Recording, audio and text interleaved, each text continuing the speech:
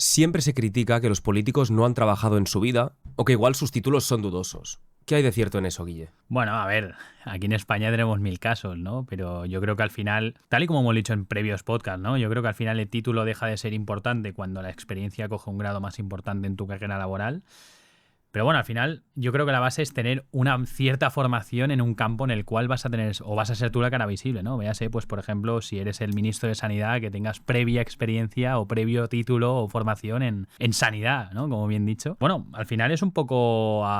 venimos a hablar de esto, ¿no? Venimos a hablar un poco de cuán dudosos son ciertos títulos, sobre todo aquí en España, y versus cómo los vemos en el resto del mundo, que quizás perdemos un poco de competencias, ¿no? Respecto a otros países. Puede ser.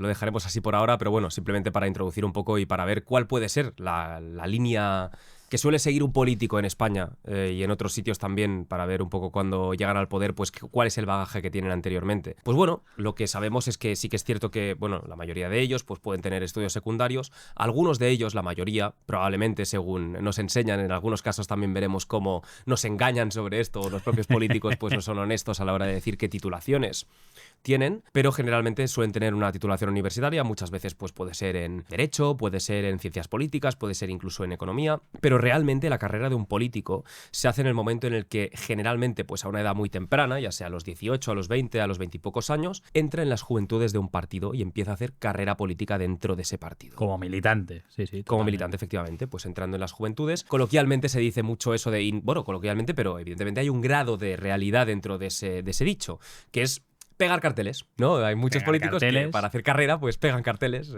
pues promocionando el partido político. O revisando las votaciones en un escrutinio o en un día de votaciones o de elecciones, ¿no? El famoso apoderado de cada partido también es un militante que voluntariamente o porque el partido le dice que le toca ese día pues estar en cierto colegio electoral para poder revisar que los votos de su partido son contados correctamente. Es un poco el inicio que tiene todo el mundo, ¿no? En cada partido político sí que es cierto que, pues, que empiezas con esos 18, 19, 20 años... cuando salimos un poco del cascarón y entran los primeros partidos políticos o los primeros militantes en esos partidos políticos, y de ahí pues a base de esfuerzo, a base de contactos más bien, que yo creo que va un poco por ahí la cosa, pues vas escalando en el escalafón de un partido político y puede llegar a ser pues el secretario general, ¿no? Correcto, y de hecho pues bueno, vemos también que hay muchos cargos que igual a pie de calle la gente no somos capaces de entender qué es exactamente lo que hacen, ¿no? Vemos pues cargos de asesores, ¿no? Sabemos que ciertos cargos políticos pues tienen detrás muchos asesores que trabajan pues asesorándoles, ¿no? Para ciertas cuestiones o dándoles ese apoyo en conocimientos u otras cosas. La verdad es que, claro, evidentemente visto desde fuera y sin un trabajo de diligencia o de poder de alguna forma realmente contrarrestar qué es exactamente lo que están haciendo estas personas, es fácil, ¿no? También desde fuera ser crítico y poder decir, oye, esta gente que está cobrando tanto dinero, porque los sueldos suelen ser públicos, o si no son siempre públicos, claro, ¿qué es lo que hacen? No es lo que se pregunta mucha gente, pero al mismo tiempo sabemos que están ahí y que luego, pues después de estar un tiempo pues haciendo igual de asesores en ciertos ámbitos de lo que es el partido político, en alguna administración local, regional, etcétera, pues ya pueden pasar, pues, si tienen suerte y si han hecho bien su trabajo representando correctamente los colores de su partido, pues pueden llegar pues a concejales de un ayuntamiento, pueden llegar a regidores, ámbito más nacional. Ámbito más incluso comunitario o nacional, como decías tú, efectivamente. Bueno, y al final quería poner un poco encima de la mesa la comparativa de los casos que tenemos aquí en España, que son tan sonados, ¿no? Los famosos plagios en tesis doctorales o en tesis de grado, que han habido varios casos, sin ir más lejos, nuestro querido presidente ahora, Pedro Sánchez, que se note la ironía en querido. Pues bueno, se detectó en 2018 el diario... Guille, estás en la parte roja del escenario, no sé si te habías dado cuenta. Bueno, ese me está pegando un poco, ¿no? Ese me está pegando un poco. Pero bueno, como decía al final, yo creo que en el año 2018 pues está claro que se descubrió en varios medios que Pedro Sánchez pues había plagiado parte de su tesis doctoral y que se han detectado plagios con incluso creación de propios artículos que eran de su creación y que los había incluido en esa propia tesis. Me gustaría hacer doble clic aquí, ¿no? Porque salió, creo, en primera instancia, creo que fue en 2018, un artículo que publicó el ABC que precisamente hablaba de esto. Pero lo que decías de los plagios es bastante curioso, porque creo que lo que hacía en su tesis final es que se se autonombraba, ¿cómo se dice esto? Se automencionaba probablemente, sí, ¿no? Dentro de lo que es su tesis, como utilizando argumentos de ciertos documentos que todavía no habían sido publicados, utilizándolos como material que en principio sí que se había publicado. Exactamente. Bueno, pues es un ejemplo más, ¿no? Evidentemente hay muchos, y lo que decías de la comparativa entre España y otros sitios, tampoco es por el hecho de que sea España como tal, lo único que como somos de aquí, pues conocemos más estos casos y los más sonados internacionales son, claro, efectivamente. Uno muy mítico, evidentemente, Guille, el de Pablo Casado, el de la polémica por la convalidación de ciertos créditos. Eso fue bastante sonado. Por cierto, haciendo un paréntesis, ahora mismo Pablo Casado, ¿qué se sabe de él? Porque lleva desaparecida su persona o su nombre en los escaños o en la parte pública del país mucho tiempo. Yo no sé ahora mismo dónde está este hombre, no sé dónde puede parar, pero fue, se lo ventilaron bastante rápido del partido desde que pasó quizás lo del escándalo de su titulación, y ya ha dejado de aparecer un poco por el panorama político en España. Y bueno, y hablando pues del mismo partido político, porque tampoco queremos posicionarnos ni de un lado ni de otro, simplemente hacemos una crítica bajo lo que nosotros consideramos un criterio subjetivo y tratando de ser lo más, aunque sea un criterio subjetivo, ¿no?, lo más objetivo, por paradójico que parezca pues posible. Pues dentro de ese mismo partido, pues bueno, Cristina Cifuentes, por el escándalo de su máster, ese fue muy sonado también y tuvo que dimitir. De hecho, es bastante curioso y esto me parece muy divertido. No sé si conoces una serie que salió, no recuerdo si era en HBO o en Netflix hace cierto tiempo. No recuerdo cómo se llamaba, pero era como un reality show en el que había ciertas personas que eran como los asesinos, se llamaba Traitors, que eran los traidores, y todo el resto de los integrantes del grupo no sabían quiénes eran los traidores, pero tenían que identificarles. ¿Y quién fue la primera persona que supongo que por intuición decidió eliminar lo que es el resto de la gente que no eran Traitors? Pues a Cristina Cifuentes se marchó el primer programa. Efectivamente. Al final, yo te quiero plantear una pregunta, antes de seguir un poco con el panorama más internacional. ¿Hasta qué punto un político debería dimitir en caso de que se destapara un caso de plagio en cualquier tesis doctoral, o que básicamente haya mentido en base a su formación y que lo haya hecho público? Yo creo que al final... Mira, yo creo que algo que es importante es la fiscalización de los cargos públicos, pero por varias razones. No es que queramos hacer aquí una caza de brujas. Lo que queremos es que aquellas personas que nos representan y que perciben un salario mensual que viene del aporte fiscal de todos los españoles, de todos los contribuyentes, pues evidentemente que sea en base, igual ya no tanto a una formación, que este es otro debate que podemos tener después, sino que efectivamente aquellas cosas que nos muestran o aquellas cosas que nos dicen sean verídicas, efectivamente. Entonces, ¿cuán importante puede ser? Mira, yo te lo enfoco de otra forma. ¿Cuán importante es que realmente un político tenga una titulación universitaria? ¿O cuán importante puede ser que tenga carrera privada? Para mí personalmente es mucho más importante que tenga carrera privada. Ya sabes también un poco mi punto de vista respecto a los títulos universitarios. Sabemos que hay algunos más técnicos o más científicos que son esenciales y que realmente necesitas, bajo mi punto de vista, esa formación universitaria. Sin embargo, hay algunos en los que precisamente pues aprendes mucho más con la práctica y a base de encontrarte con situaciones que tienes que solucionar. Es la solución de problemas, y la práctica lo que te da es expertise que muchos políticos no tienen en el ámbito privado. Totalmente. A ver, yo en este aspecto sí que estoy un poco contigo. Lo hemos comentado varias veces en ciertos episodios anteriores, que al final la titulación, el hábito no hace al monje, ¿no? El estudio en este caso no hace al maestro, pero sí que es cierto que para algo tan específico quizás como un tema sanitario, pues sí que necesitas una cierta formación de manera obligada, ¿no? Sí. De hecho, perdona, es que quiero cerrar solo el tema de los casos nacionales, porque así ya pasamos a mencionar muy rápidamente los internacionales. Hay un par también pues que ya parece que están un poco más en el olvido, pero realmente fue un partido político que hizo un boom espectacular y que llegó a posicionarse, si no me equivoco, como la cuarta fuerza política en España. Sí. E incluso creo que fue la primera fuerza política en pleno auge del independentismo en Cataluña, que fue Ciudadanos, que yo creo que sus dos máximos representantes, tanto en Cataluña ¿Ciudad qué? Perdón, que no. No lo voy a decir. No, Ciudad, es que no, como no existen ya, no sabemos. Vale, por ahí van los tiros. Sí, algunos han ido para Vox, otros, pues bueno, están... Precisamente te iba a hablar pues de dónde están algunos de ellos, que son tanto Inés Arrimadas como Albert Rivera.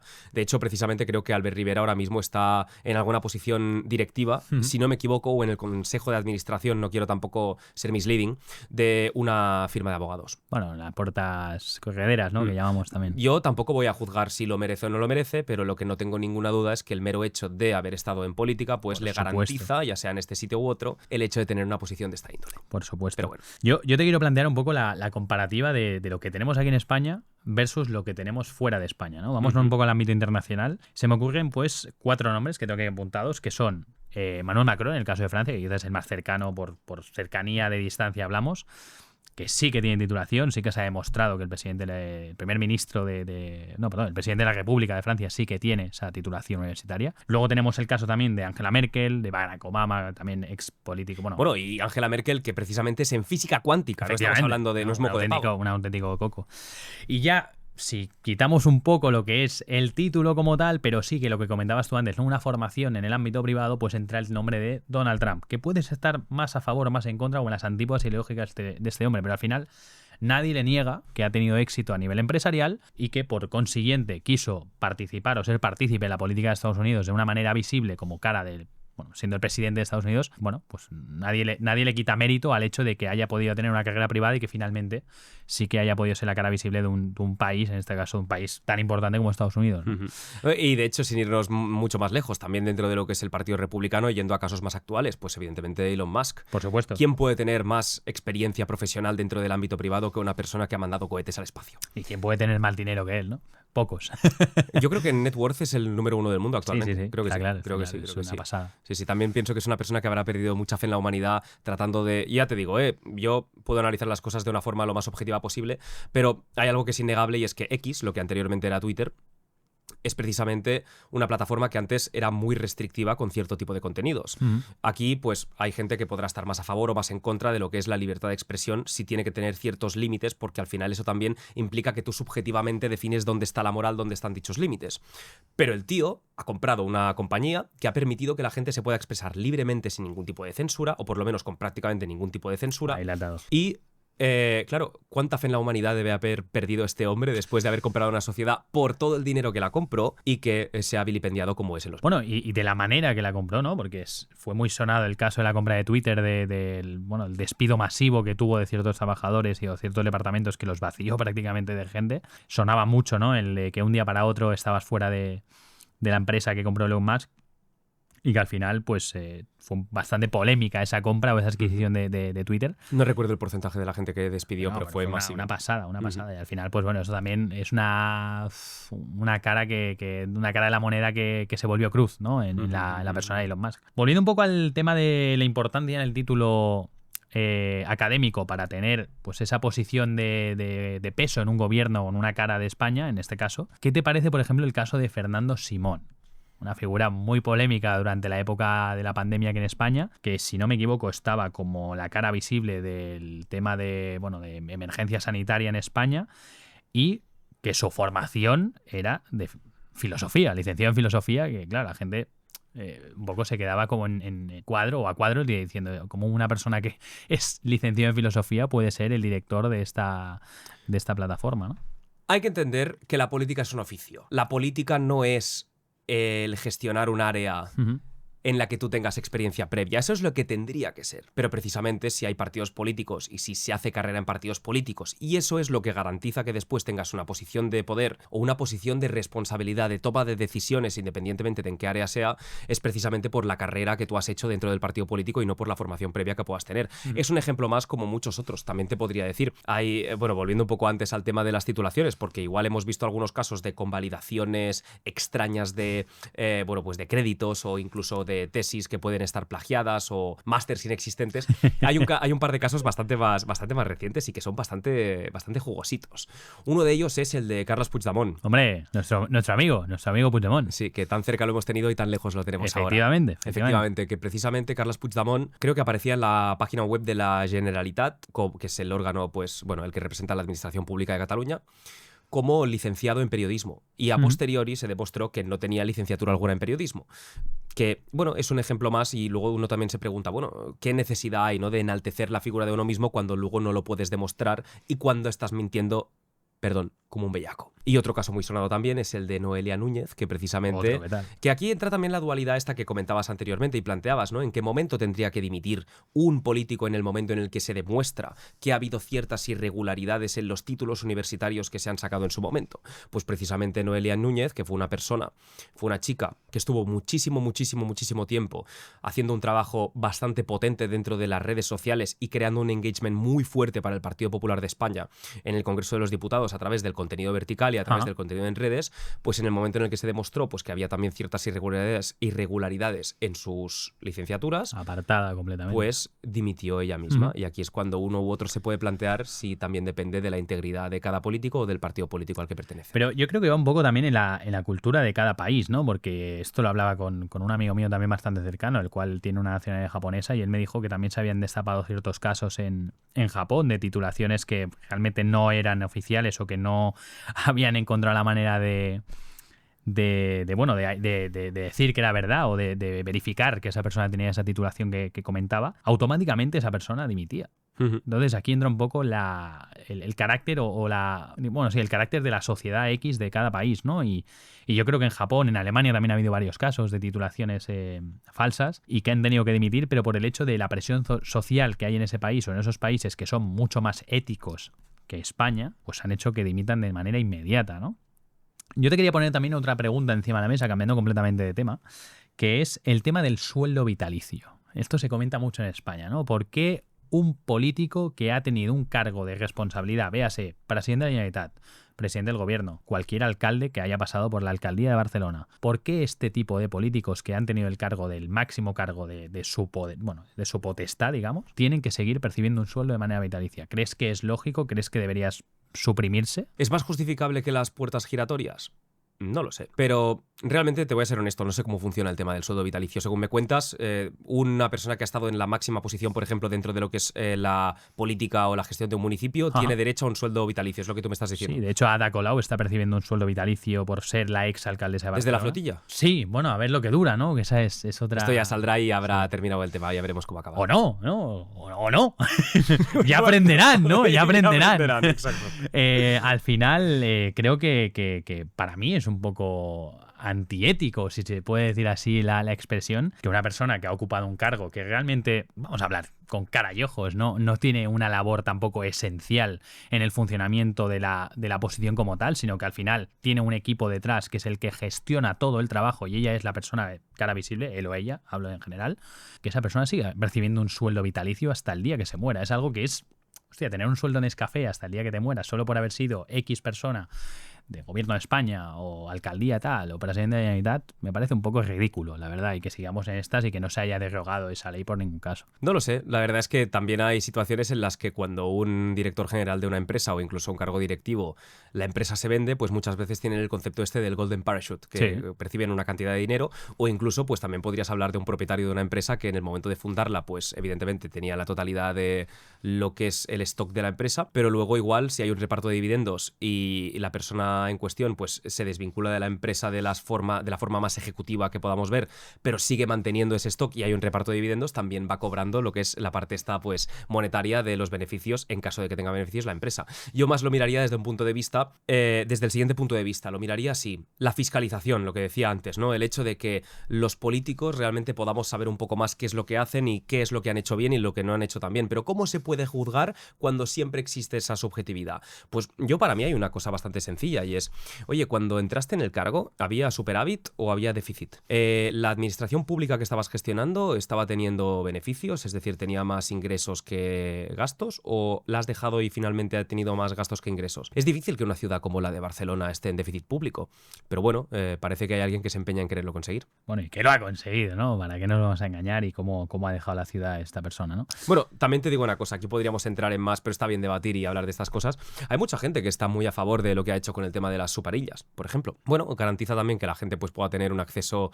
más, bueno, menos contaminado, podríamos decir, o más mundano, más sencillo para lo que son las calles, pero bueno, luego lo ves desde la perspectiva o desde muchas veces la argumentación que se dice de no, porque así hay menos coches en circulación, cuando tú concentras más coches en ciertas calles, al final acabas contaminando más. Pero bueno, esto ya es otro tema. Bueno, yo quería también aportar a esta charla el siguiente titular, que es: la mayoría de políticos en España han vivido siempre de la política, no de un trabajo real. Era un poco volviendo a lo que hemos hablado al principio. Sí. ¿Para ti el ser político es un trabajo? Debería ser un trabajo. Buena respuesta. Creo que pienso exactamente igual que tú. Debería ser un trabajo porque tienes mucha responsabilidad y estás gestionando... Vamos a ser claros. O sea, la administración pública en España gasta billones. Billones entendido como miles de millones, pero gasta billones cada 2 semanas o cada mes. O sea, pensémoslo un segundo. O sea, gasta billones. ¿Tú sabes las empresas que hay que facturen billones en España?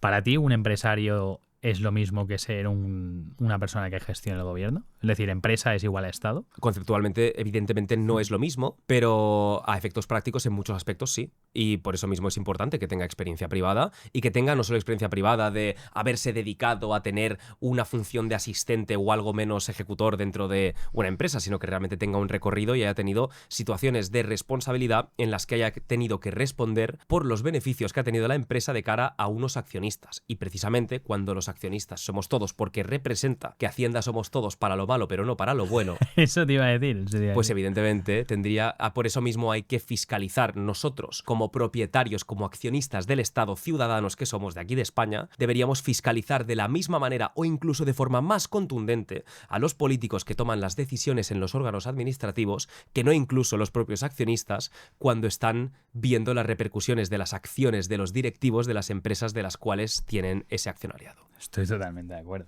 Totalmente de acuerdo. Esto creo que nos lo comentaba Miguel Puchol, que la persona que estuviera en un cargo político como presidente del gobierno o algún tipo de presidente de alguna autonomía debería tener la responsabilidad de que esa parte que está gestionando de presupuesto anual saliera en superávit. Y si no lo sabe gestionar o si promete unas cosas que finalmente no se dan, esa persona debería estar fuera al menos de X meses, ya no aguantar una legislatura completa. Al final, el salir presidente del gobierno o salir presidente de la Generalitat o de una alcaldía te garantiza el tener el puesto prácticamente asegurado en el 95% de los casos, a no ser que haya una moción de censura durante estos años. Y es un poco triste que, bueno, paguen los españoles esos 4 años de alguien que no sabe hacer una buena gestión. Exacto, y no pagan los justos por pecadores, pagan los justos y los pecadores se libran, ¿eh? Precisamente, has visto qué improvisación me ha salido aquí. Mira, es interesante, la verdad. También es cierto que tampoco se puede juzgar a un político por el hecho de que la administración que esté gestionando pues tenga déficit fiscal, si igual viene de una época en la que ha tenido mucho déficit fiscal. Igual ha conseguido recortar la deuda, igual ha conseguido recortar un poco el déficit. Entonces, es fácil también, es sencillo, ¿no? Por ejemplo, venir de una época en la que igual a través de políticas inflacionarias se ha empobrecido a la población de una forma en la que no se percibe, simplemente suben los precios y la población no entiende por qué suben esos precios, pero sí que luego pues ven una acción social o algunos efectos de las acciones públicas del Estado que les repercuten positivamente. Evidentemente eso puede ser, pero claro, lo que decía por ejemplo Angela Merkel y en lo que estaba muy obsesionada y hemos visto mucho en la última década, que es el tema de la austeridad, porque es importante la austeridad. Estamos hablando de que no tenemos que tener un estado del bienestar que nos apoye y nos ayude a todo aquello en lo que los ciudadanos no podamos llegar para llegar a un mejor nivel de vida. Pues bueno, habrá gente que pensará que sí, gente que pensará que no, pero lo que hay que entender es que si yo como ciudadano tengo un sueldo de 1.000 euros al mes, no puedo gastar 1.500 euros al mes. Y si lo hago, estoy hipotecando mi futuro de una forma en la que luego los ciudadanos pues veremos y estamos empezando a ver en muchos aspectos, por más que nos digan que el país va muy bien. Va como un cohete. Va como un cohete, sí, sí. Bueno, un poco para cerrar la charla. La verdad es que esta charla, hostia, creo que era necesaria. Creo que mucha gente piensa el tema de las titulaciones y el tema de la política en España es un tema muy convulso y que cada día genera más crispación por esa bipolaridad o esa polaridad que nos están creando cada día de manera más exagerada. Creo que ha venido bien el hecho de refrescar un poco ciertos casos con cara y ojos y que la gente pueda ver realmente que hay mucho bulo detrás de las caras visibles que tenemos en este país. Y simplemente yo como una reflexión final que haría es que tenemos que intentar no estar tan polarizados. Y sé que es difícil porque las redes sociales, el algoritmo también te aporta aquella información, aquellos vídeos que tú quieres ver que se ajustan realmente a lo que sesgo tú de consumes, confirmación. Y nos pasa, porque nos pasa. Cuán importante es escuchar todo. Es como la lectura, hay que intentar leer tanto, bueno, pues ya te digo, autores que igual defiendan más un intervencionismo del Estado más fuerte con otros que defiendan más pues un libre mercado. También hay que leer un poquito más aquellos que tengan una visión más conservadora y otros que sean de alguna forma pues más progresistas. Totalmente. Hoy en día. Así que bueno, simplemente intentar no estar polarizados, nutrirse del mayor número de información posible. Muchas veces tú hablas de las fuentes secundarias, buscar en fuentes secundarias, pero sobre todo crear un criterio propio. Totalmente de acuerdo.